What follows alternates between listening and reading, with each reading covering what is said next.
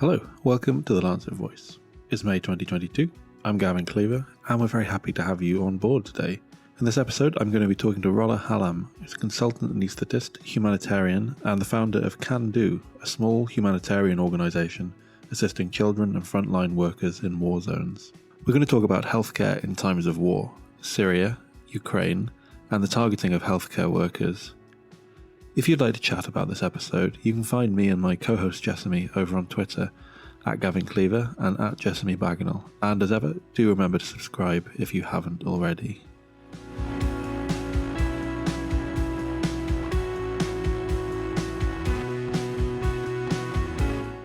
Rola, thanks so much for joining us today. Thank you for having me. You have a really amazing and incredible backstory. Tell us a little bit about coming to the UK from Syria as a refugee, and then about joining the humanitarian response to the start of the Syrian war in 2011. You know, it's such an incredible story. How did joining this humanitarian response change your life?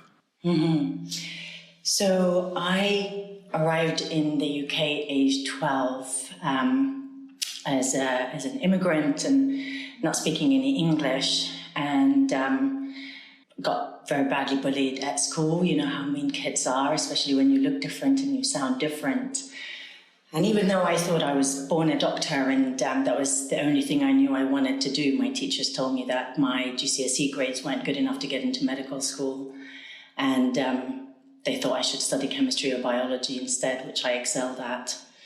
I thought it was a preposterous suggestion, and one medical school, they're all free in London, saw my potential and gave me a place, and so started my love affair with health and medicine. I was really on a global health trajectory. I've always been just so deeply aware of the difference between the haves and the have-nots in global health, and so for very many years I was working in sub-Saharan Africa, in Uganda, Ethiopia and Kenya, either teaching local health workers anesthesia or how to better manage critically sick children without the intensive care abilities that we have, you know, in the UK and Western countries. Life had other plans for me. In 2011, the revolution started in Syria, and I was living and working in the UK at the time. And I was watching it all unfold on the screens with, at the beginning, with excitement and awe at my countrymen, women and children having finally lost their fear to stand up to a brutal dictatorship. And then slowly but surely the unfoldment of the incredible violence and how the demands for freedom and dignity were met with bullets and bombs. My family were living in Damascus at the time. All of my extended family were there. We're from Bagenal, which is where, if you recall, Marie Colvin, the journalist, was killed, and Paul Conroy was injured, and that's where my father is from. And over 2012 and 2013, over 30 members of my extended family were killed, and many more made refugees. And so really I did the only thing I knew I could. I joined the humanitarian effort. I was going on medical missions to Syria when I could. I was working every evening and weekend to help build hospitals as they were being bombed and destroyed, and as we were having to create what we called field hospitals, which were no hospital in any sense of the word. They were basements and abandoned buildings that we were having to convert into these rudimentary health facilities in order to try and treat patients, civilians, without the target on our collective head. And honestly, I thought it was just going to last a few weeks. And this year, as you know, was the 11th year anniversary of the ongoing war. Your experience in Syria has obviously led you down something of a different path since, and you're the founder of the CanDo, a global humanitarian community organisation. Tell us a little bit about what led to the founding of CanDo. With all of the humanitarian work I was doing, I was working mostly with fellow Syrians, whether part of the diaspora or those who were there in country. And I made a remarkable discovery. I realized that the reason that people survive in crises is because of the work of the people in crises themselves. People were surviving because of the local doctors, nurses, and aid workers who are from the heart of the affected community. You know, that they're the people who dare to be where others won't and can't. And as I started to look at the data and why we as Syrians were struggling to get the funding that we needed in order to save the lives of our communities, I saw that in the Syria context, for example, the data showed that 75% of the humanitarian work was being carried out by Syrian organizations, right? 75%. But guess how much of the aid budget we were getting? It's not 75%, is it? It was not 75%, it was 1%.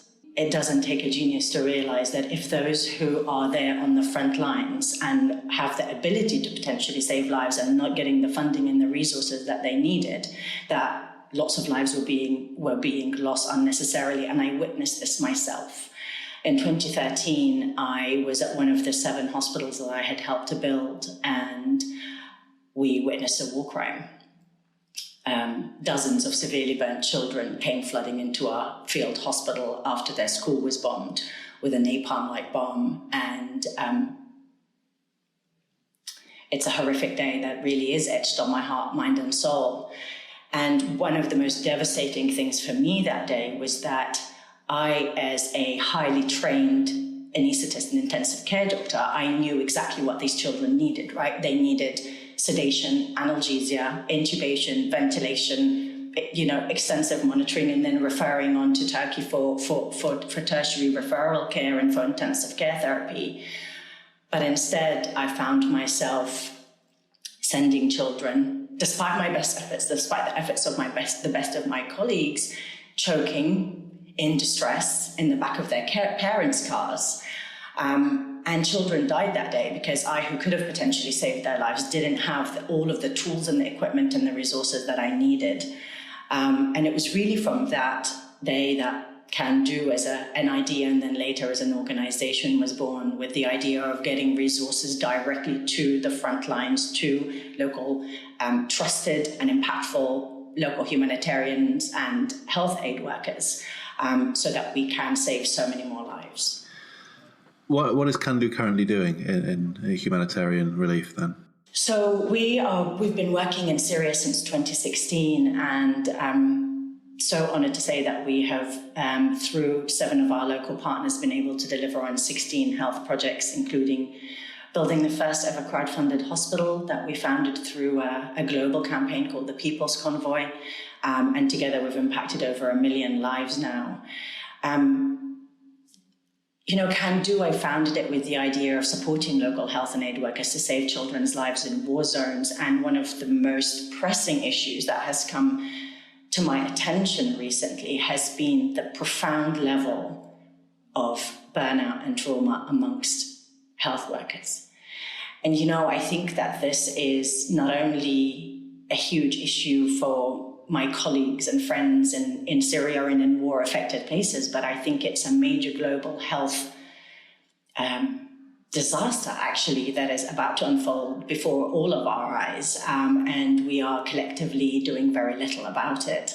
And so one of the things that we are doing right now is co-creating a bespoke trauma recovery program to help provide that to frontline health and aid workers. Because I feel like we need to, in order to save lives, we need to make sure that our own health and well-being is in the best shape that it can be, and we can't save lives if we are deeply wounded. Yeah, burnout's a big problem, isn't it? Because, the world has been extra reliant on healthcare workers for the last few years during the pandemic. So what are some of the steps you think we could take to address burnout? Honestly, I think for a start, we need to stop thinking of it as burnout. I think there is a major difference between, what we call burnout, which actually, is happening in so many different professions right around the world. But what is it that separates, for example, someone who's got some of those symptoms in an office, in a tech company versus a frontline health worker? I think actually what we're talking about is undiagnosed trauma. We're talking about people who are bearing witness every single day to injustices, to life and death, who are every day having to make decisions that are extremely difficult to make, because you're often in a position like I just talked about, where you are having to provide, frankly, inadequate care to your patients. And you know that if this was your daughter right in front of you, that this is not the care that you would want her to have. And yet most of us are having to do that, partly because of the under-resourcing, whether at a financial level or whether at a human resource level. And I do think that we need to start thinking about it as trauma in healthcare workers rather than in burnout, because that is going to radically affect what we do about it, which is essentially that we all require trauma recovery as well as trauma-informed leadership, which we need to address at an individual level, because at the end of the day, we hold the trauma in our bodies, and therefore, we need to do that own healing ourselves. But we also need to do it at that organizational level and at a policy level. At the moment in the UK, Boris Johnson is asking the several thousand of healthcare workers who are about to retire not to retire. I mean, he is saying nothing about their own health and well-being and the trauma that they have been through throughout these decades of service. And I believe that until we actually say one central aspect of patient care is the health and well-being of the healthcare providers, we are going to constantly be in a survival mode, firefighting, treading water, trying not to drown individually and collectively, and we are never going to come out of it until we actually do make that conscious effort for our own sakes individually, but as a profession and at a more policy level. Yeah, I think your description of it as trauma makes sense, because healthcare workers have had to shoulder so much of the burden of a kind of collective trauma over the last couple of years, haven't they? Yeah, absolutely.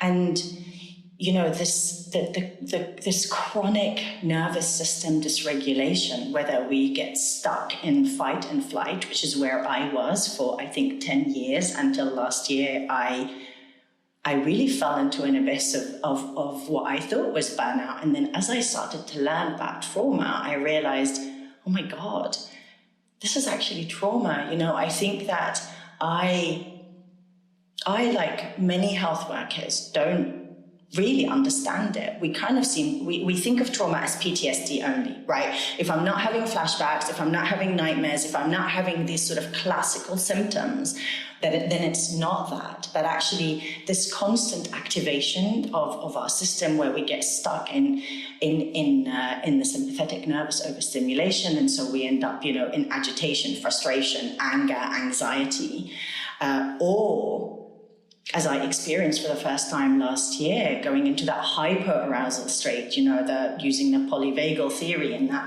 that dorsal ventral state, where you go into disconnection, where you into despair, into I just want to curl up and be left alone, and I don't care, no one else cares, and I think we can kind of as traumatized individual in a traumatized system oscillate between those two, and that has negative implications, not just for our own personal health and well-being, but for the care that we are trying to provide to our patients.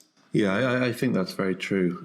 I wanted to talk a little bit more about humanitarian issues worldwide, and as you've touched on, there are just so many different humanitarian issues going on globally at the moment. And I think it can feel a little bit overwhelming when we think about how to deploy these limited resources. And of course, following the pandemic, these resources are becoming ever more limited as governments look a little bit more kind of inward. What's your take on the current global humanitarian situation? I mean, I think, Gavin, I want to start by saying I really reject that we have limited resources. The OECD funding for overseas development is 0.3% of our global GDP. But we spend 10 times as much, 2.5% on military expenditure. And so what we are short of isn't funding and resources. It is the will to prioritize peace over war. It is shortage of prioritizing health well-being and human rights over greed and power and making more money. And so I believe our world is abundant. I mean, if you just look at the wealth of just US billionaires over the pandemic, right? Their collective wealth has gone up 58% to nearly $3 trillion. Okay, the global humanitarian fund that is required right now is 46 billion. Like that, by the end of this conversation, could be paid like this.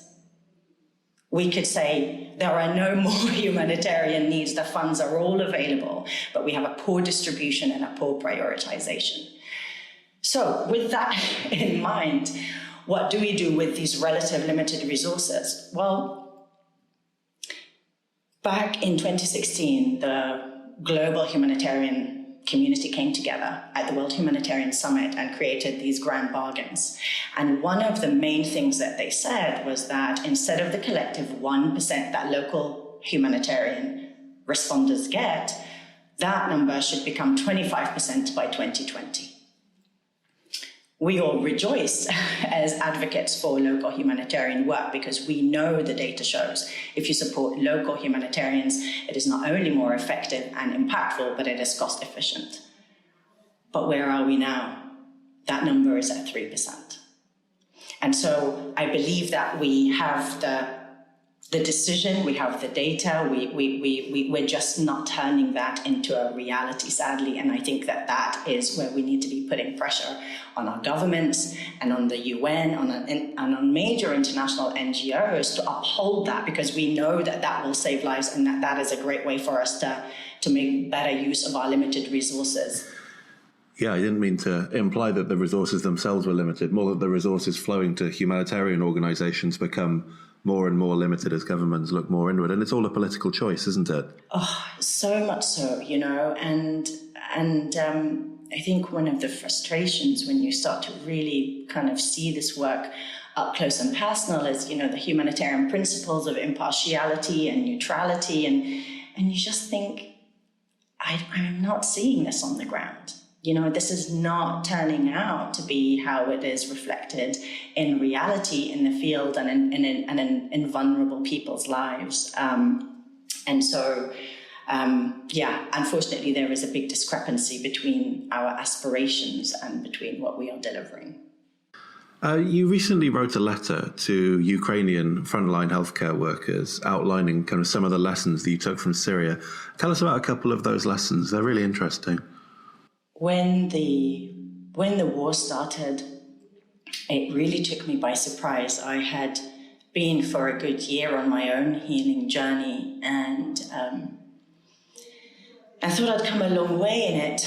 And when it started, I found myself really going into shutdown.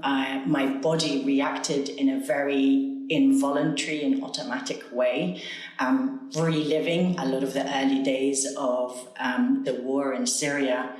My sister-in-law, Katy, is Ukrainian, and as she started to tell me about how she's worried for her family over there and just how angry she was and how devastating it was for them to be so close to the fighting, hearing bombs, and just not able to do the one thing that we all want, which is to keep our loved ones safe.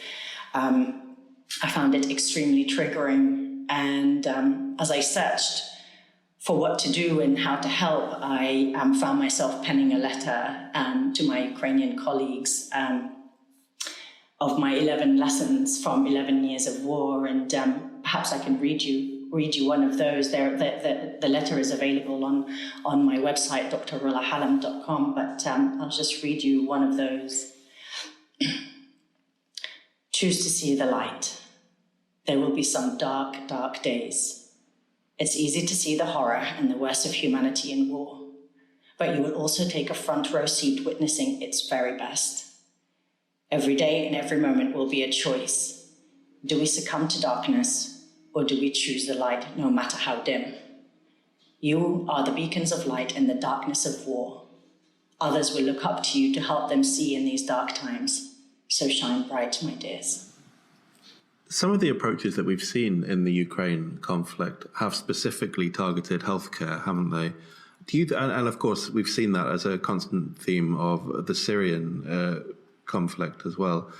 Do you think that's becoming more of a tool of war than it used to be? And obviously, that's very worrying. It is extremely worrying. I think we are normalizing the hideously abnormal. Back in 2014, when I was advocating for the protection of healthcare in Syria, I said, our hospitals and our healthcare workers are protected by the Geneva Conventions for our collective well-being and for our collective protection. And if we allow them to break for one, they will break for all. And in future wars, we will see the targeting of healthcare becoming more of a reality. And that's devastatingly what we're seeing in Ukraine. There have been over 100 documented attacks on healthcare facilities during this time. In Syria, for context, Physicians for Human Rights have documented about 600 attacks, killing over 900 colleagues and friends of my fellow healthcare workers. We are collectively turning a blind eye to it. Our governments are, the United Nations are. It's not enough to be publishing reports and saying we condemn. This requires action for us to actually uphold these international humanitarian laws that we have written. Otherwise, they just become useless pieces of paper. And unfortunately, dictators and regimes around the world kind of know that there aren't many people who are going to stand up and say, I'm sorry, this is not okay. Does your organisation have to kind of operate in a different way, bearing in mind the potential for targeting of healthcare workers? Well, one of the most shocking, heartbreaking things and conversations that I regularly have with my fellow health workers is, where can we build this hospital so it will be the least likely to be bombed? I mean, we should not be asking that question. When the last children's hospital in Aleppo was bombed in 2016 and I launched the People's Convoy campaign together with 38 organizations, that was the first question that our local partners, IDA, were asking, and we were being asked, is like, how do we build this hospital so it doesn't get bombed?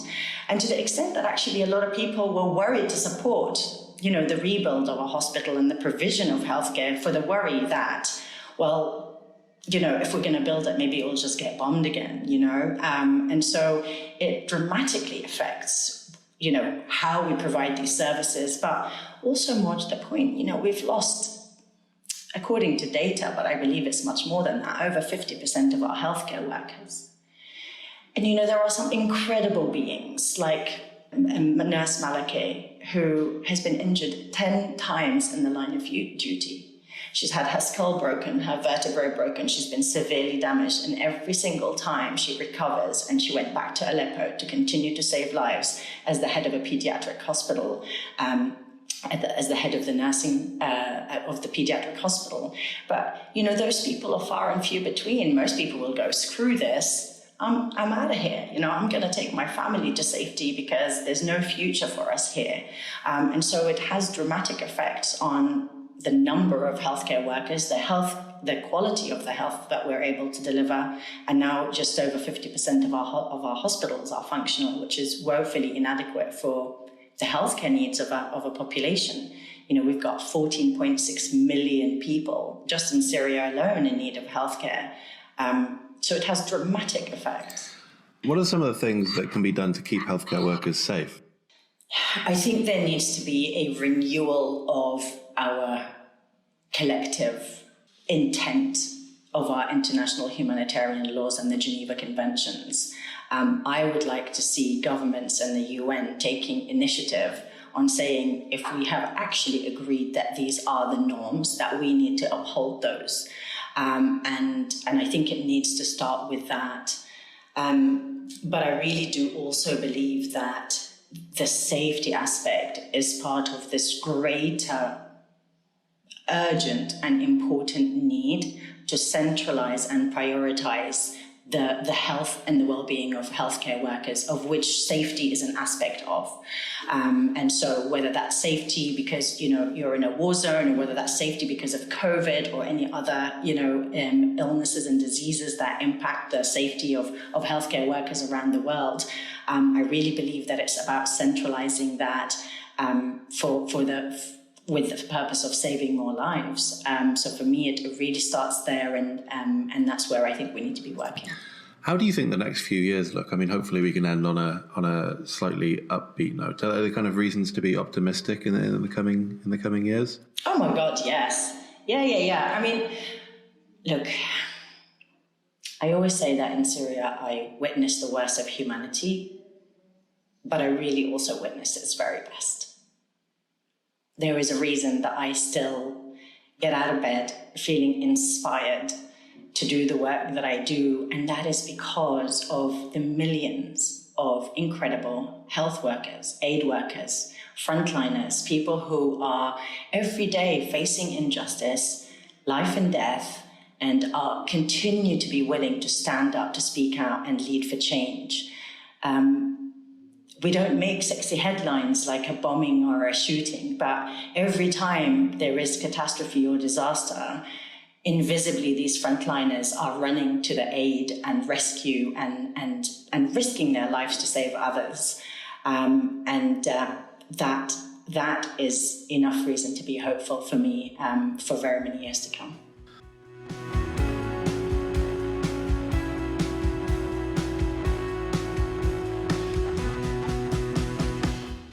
That's it for this episode of the Lancet Voice.